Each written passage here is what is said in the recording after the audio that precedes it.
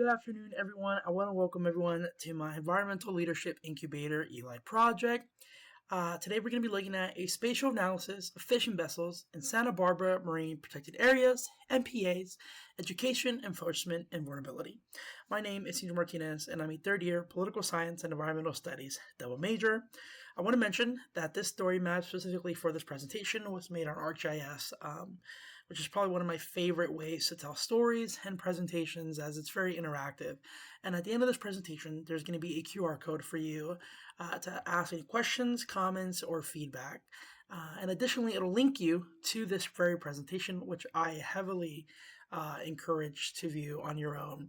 Every blue link across this presentation will link you to an outside supplementary source to my ELI project, and it's very interesting to read. So let's carry on. Now, what got me into my ELI project in the first place was that during the summer of 2024, I had the amazing opportunity to work for the National Oceanic and Atmospheric Administration, otherwise known as NOAA. And I worked for their Office of Law Enforcement in Hawaii and American Samoa, dealing with illegal, unregulated, and unreported fishing in marine protected areas. So IUU fishing and MPAs.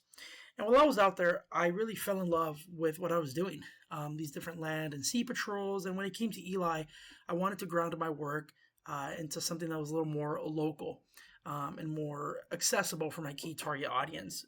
So instead of NOAA, I shifted it to Fish and Wildlife and other key target organizations. Now, this is kind of one of my favorite quotes of what the issue is, right? Is that IUU fishing takes advantage of these different weak MPAs because they lack the capacity for effective monitoring, control, surveillance, and resources overall.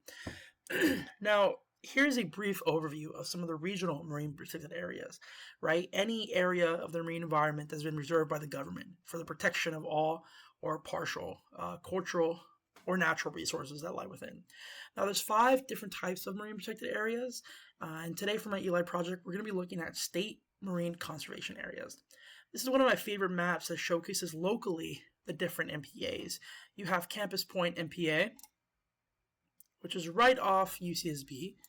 You have Goleta Slough, which is right next to the airport. Naples, which is a couple miles west. And lastly, the Channel Islands. And again, this legend here kind of talks the different levels of the MPA vulnerability and restriction that exists around our regional local MPAs.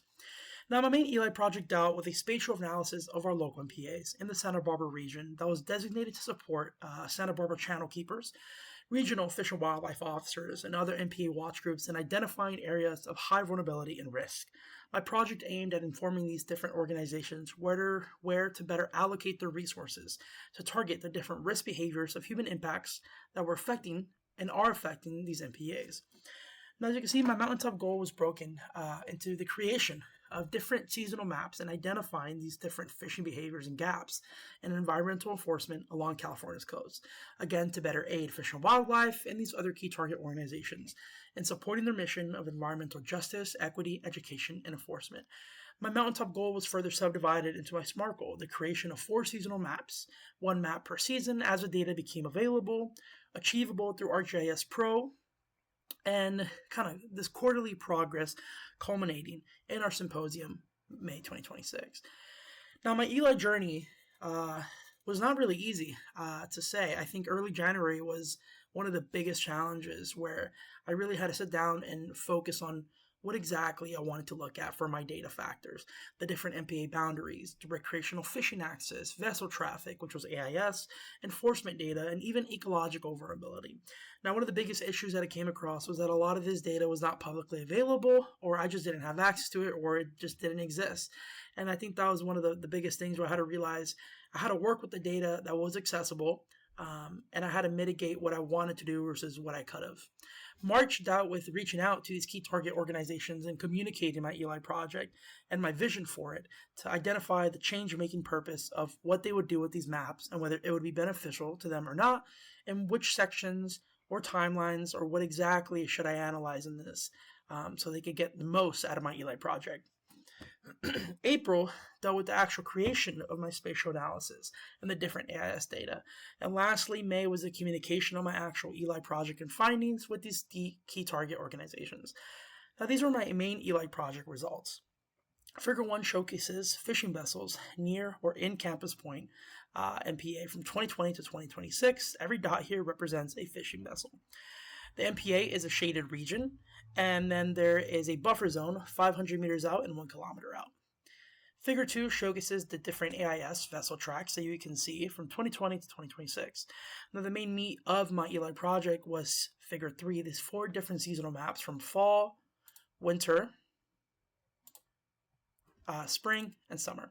Now, as you can see, compared to summer and spring, winter and fall, there were more fishing vessels below a speed of 5 knots, kind of aggregating on the boundary of the MPA. And this was useful information when communicating that to my key target organizations. And Figure 4 is a kernel density of fishing vessels and their AIS traffic, specifically looking at their speed below 5, kind of showcasing this heat map where they aggregate the most. Again, these are my key target organizations: the MPA Collaborative Network, California Fish and Wildlife, Santa Barbara Channel Keeper, and the California Fisheries Research Program. Again, every link is clickable here.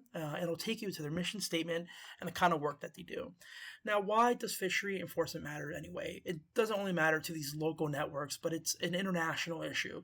It's an IUU issue from NOAA and from even the Department of State, including Customs and Border Protection. Now, my vision for the Eli project is to continue this into a senior thesis and continuing to work with these key target organizations and hopefully make this story map public and this publication public, focusing on my Eli topic alone. And overall, I think my Eli leadership was very transformative. I got to learn not only a lot about myself, but the different ways that I communicate with different people and how to effectively come across my vision, my goals, and what I wanted to do versus what I needed. Being proactive was one of the biggest things, making sure that I was networking, I was in those emails and those meetings, and efficiently synthesizing my information and my Eli vision and goal to these different elevator pitches when it came to that networking skill. Time management was one of the biggest ones, meeting those personal deadlines with my mentor and prioritizing time for my Eli project and kind of creating smaller milestones. Effective communication was probably one of the biggest things, communicating my vision and the product, which is my seasonal maps, with my mentor and my key target organizations. And lastly, knowing that not everything was linear. There's barriers in obtaining certain data sets, there's challenges in ARC Pro, and there's times where I had to change the direction and pivot and go. And I want to thank my mentor, Edward Sweeney, for helping me a lot. He was an amazing individual and still is.